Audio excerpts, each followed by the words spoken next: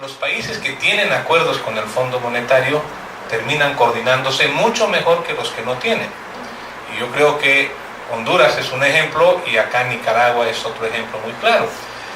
Y lo triste es que terminan el acuerdo con el fondo y poco a poco se van alejando y dejan de hacer un programa económico, cuando uno debería hacer un programa económico con o sin fondo, porque es un programa de país. Y si hago mi programa económico, tengo que hacerle el seguimiento respectivo. Y lo más triste es que cuando uno va a cualquier país y dice, a ver, buscaremos qué documento leo económico para ponerme al día de cómo están, terminas recurriendo al artículo 4 del Fondo Monetario, porque es el único que te va a mezclar todos los sectores, real, externo, monetario, fiscal. Y los gobiernos no, o sacas un documento fiscal, uno del Banco Central. Entonces, ¿dónde veo toda la economía? Artículo 4 del Fondo. Cuando lo lógico sería que los países hagan por sí mismos su programa económico y ellos lo publiquen, y en vez de que uno se lea el artículo 4 del fondo, que encima cuesta conseguirlo en español, tenga que leerse el documento de cada país. Eso sería lo ideal.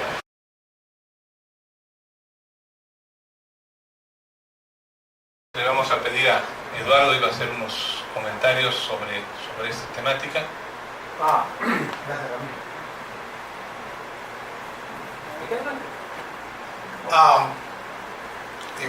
Felicitaciones, me parece muy relevante y muy pertinente, digamos, esta revisión e identificación de los diferentes actores y de los roles que cumplen los diferentes actores en la institucionalidad y en el proceso de elaborar estos instrumentos. Yo quería señalar las tres Cs: coordinación, cooperación y complementariedad, que tiene que tener la acción de estos actores y su ejercicio, todos buscando, digamos, la construcción de un sendero de indicadores que corresponden a una política fiscal y económica que le dé sostenibilidad en el mediano y largo plazo a los temas fiscales y financieros, y que mantenga la estabilidad macro. Cómo hacer que esos esfuerzos coincidan sobre ese sendero, y que ese sendero se vuelva una regla de hierro, al menos sí sirva continuamente de indicador, de punto de examen de cómo vamos, qué nos hemos apartado,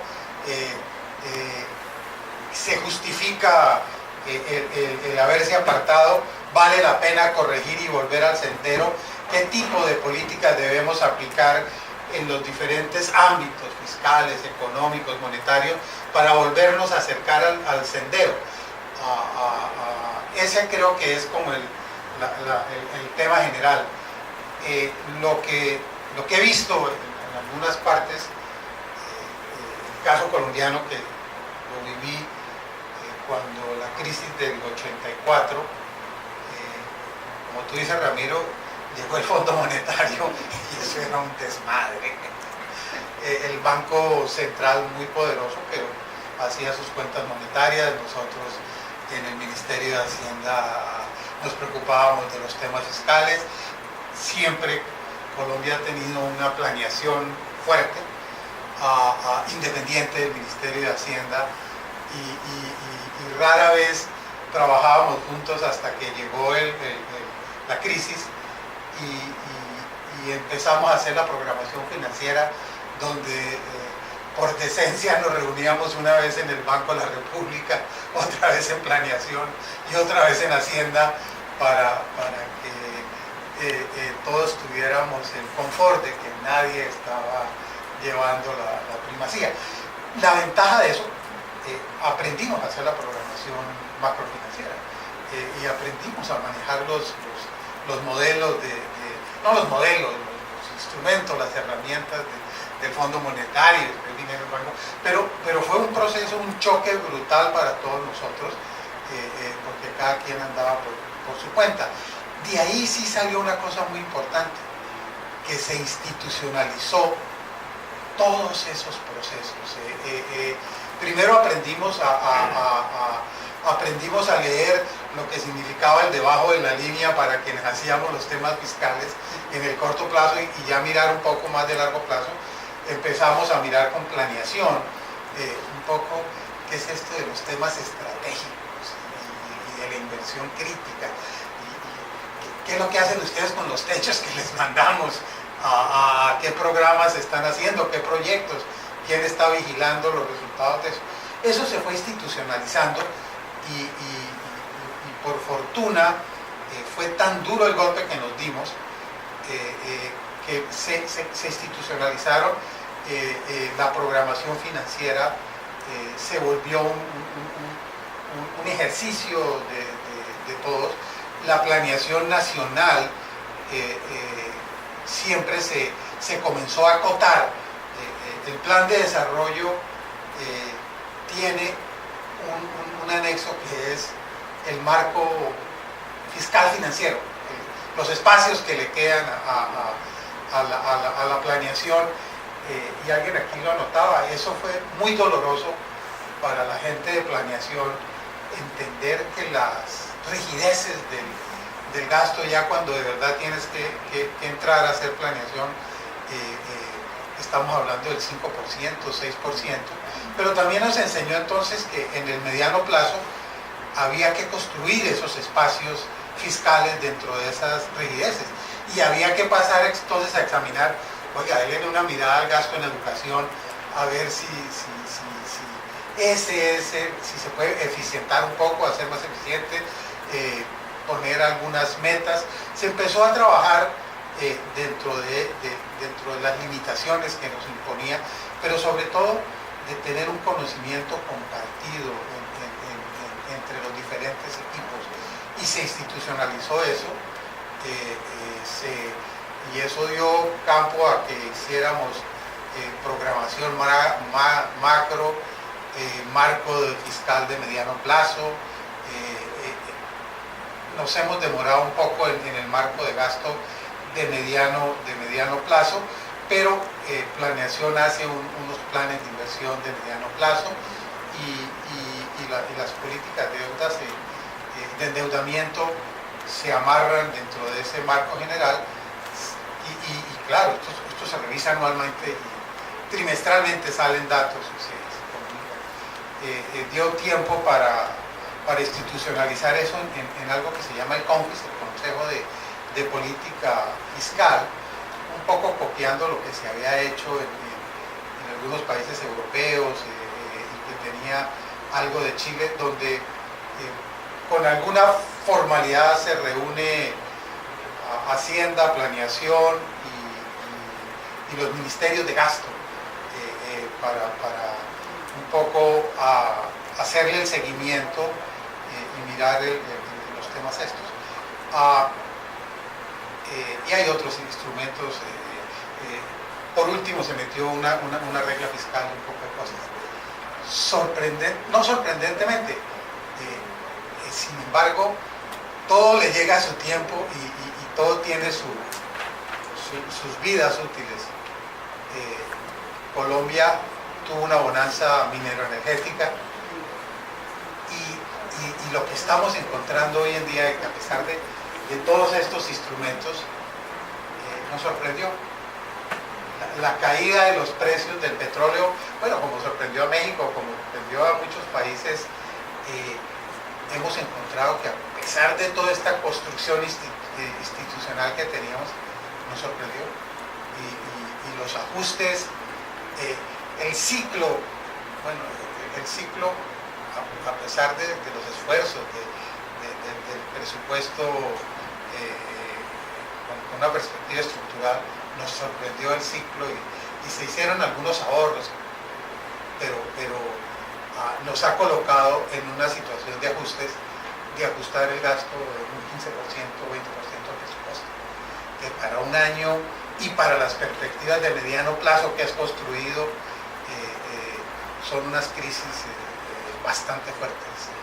No sé, ahí lo único, está Colombia en ese proceso de revisar no solamente las metas, sino la misma institucionalidad, qué pasó. Las señales de afuera, de los centros de investigación, algo decían, pero las señales del Fondo Monetario, todo el mundo quedó sorprendido bastante de lo rápido y lo contundente de este ciclo. Estamos en un proceso de repensar muchas de estas instituciones, porque funcionaron muy bien cuando tuvimos recursos de la bonanza, cuando se hicieron unos ahorros, pero no alcanzamos a percibir ni a prepararnos para corregir este ciclo tan duro que se nos está viniendo. Tenemos que entrar a hacer una reforma tributaria que te recaude 6 puntos del PIB en un corto plazo. Cuando hablan de 6 puntos del PIB de una reforma tributaria, no se va a poder hacer sino en una perspectiva de 6, 8 años. Pero en fin, un poco es esa señal. Es importantísimo estos instrumentos de coordinación, de cooperación, de complementariedad. Hay que volverlos instituciones. En el caso que hemos trabajado en El Salvador, esos instrumentos se hacen todavía por voluntad personal. Entonces, si está bueno el país y el gerente del banco tiene buenas relaciones políticas con el ministro y mejores aún con el secretario de planeación, funciona y se hablan y generan mecanismos, pero se van las personas y no se vuelven a reunir. No, ¿qué pasó con el comité de planeación? No, el nuevo secretario no se mira bien con el ministro y ya decidieron no volverse a encontrar y se empiezan a disolver esos vínculos, ¿no? a esas interacciones y bueno, se pierden. Y otra vez a reconstruirlas y a generarlas y a institucionalizarlas. Y algo que señala Ramiro y que también es muy importante, que si bien a nivel macro esto debe quedar, cuando bajas al interior de cada una de estas entidades, otra vez tienes que llevar al proceso de institucionalización. Por ejemplo, se ha tratado en El Salvador de hacer el marco y de que genere los techos agregados de gasto corriente, los techos agregados de inversión, los techos agregados de endeudamiento, techos que se revisan anualmente y se hacen los ejercicios, pero a veces hay ruedas sueltas que se sueltan y otra vez a institucionalizar con un cronograma, con unas responsabilidades, con unos manuales muy precisos. Los techos deben salir en esta época, el presupuesto se encarga con planeación de hacer las distribuciones sectoriales, guardando los enfoques estratégicos. Todo ese mundo hay que volverlo costumbre, cultura, escribirlo y hacer que de alguna manera haya algún tipo de responsabilidad y no sanciones, sino obligación de cumplir con esto, porque con el tiempo empiezan a apartarse. Bueno, yo lo de crédito lo manejo, yo me sé la política, pero resulta que la política de endeudamiento está muy amarrada al tipo de inversión que estás haciendo. Entonces, tú te puedes aparecer como, tenemos el crédito en las multilaterales. El otro dice, mira, que es que la inversión tiene que ser más flexible, que no tiene que estar amarrado a los programas del banco, bla, bla, bla, bla, bla. Entonces, todo ese tejido por dentro es muy importante, es el cotidiano y que finalmente, aunque es de personas, una cosa que aprende uno es la necesidad de la estabilidad de las personas, de los funcionarios de estas entidades. Eso se ha aprendido. Antes ganaba un partido y afuera todo el mundo y se iba a planeación, a un centro de pensamiento a hacer la planeación y a pelear con los de planeación acá. Afortunadamente, eso es algo que se ha aprendido, que la capacidad técnica, humana, hay que conservarla en estas entidades, instituciones, y al contrario, irla haciéndola crecer a los otros ministerios. Me parece muy importante, de nuevo, Ramiro, creo que el reflexionar sobre estos temas que tienen una importancia, el cotidiano vuelto una norma, una cultura, con esos propósitos es muy importante. Y hay que hacerlo, hay que institucionalizarlo para que salga adelante. Eso es, en El Salvador se ha tratado, ha sido difícil, sobre todo en unas condiciones donde el déficit ya no es estructural, sino tradicional, de cerca de 4 puntos anuales, que pone unas limitaciones, unas dificultades enormes. Pero bueno, es un proceso de progreso y de mejora de mucho tiempo.